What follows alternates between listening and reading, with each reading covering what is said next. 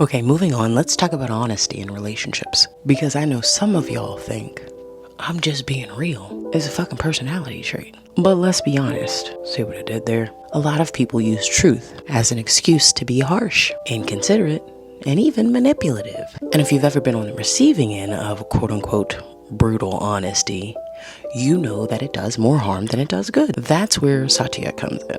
Because the truth, it's powerful, but without compassion, it can and will do much more harm than good. So Satya is the yogic practice of truthfulness. It's not just about just not lying. It's about being authentic, but also mindful and responsible with your words. And here's the tricky part. Truth just isn't just about what you say. It's also how you say it. Because let's be real, we've all been in situations where someone said something that was technically true, but still hurt like hell. And sometimes truth gets twisted as a way to control, guilt trip, or manipulate people. So Satya isn't just about dumping the truth on people. It's about using it to build trust, understanding, and connection in relationships. Okay, I want you to think about the difference between these two statements. 1, you're being really annoying right now. Or 2, I feel overwhelmed. Can we come back to this? Both are true, right? But one creates connection, the other defensiveness. Which one do you think does what? See, truth without kindness is just brutal honesty that damages relationships. I'm just telling you how it is. Kindness without truth leads to people pleasing and dishonesty.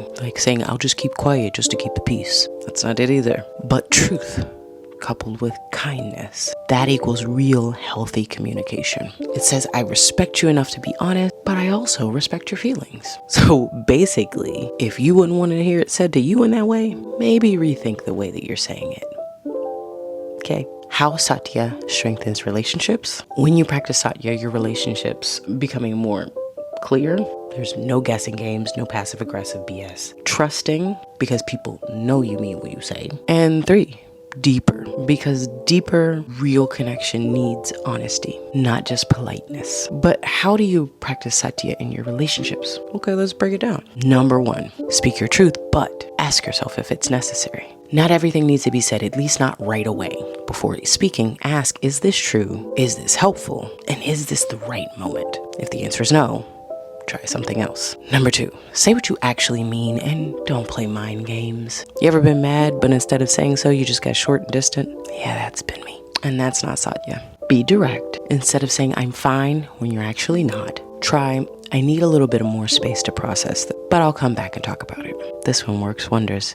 Ask me how I know. And number 3, listen for truth, not just what you want to hear. Honesty goes both ways. If you want people to be real with you, you have to be open to hearing things that might challenge you. If someone gives you the truth with kindness, don't shut it down just because it's uncomfortable, because that is where the growth happens. So here's your challenge. The next time you catch yourself oversharing or holding back, ask yourself, is this true? Is it helpful? Am I saying it with care? And tell me in the comments, do you struggle with being too blunt or not really saying what you mean? No shame. Remember, we're all healing together here. And if you're loving this series, hit the follow button, because next up, we're going to talk about Asteya. Are you taking more than you give in relationship? Trust me, it's one you don't want to miss. Until next time, my friends.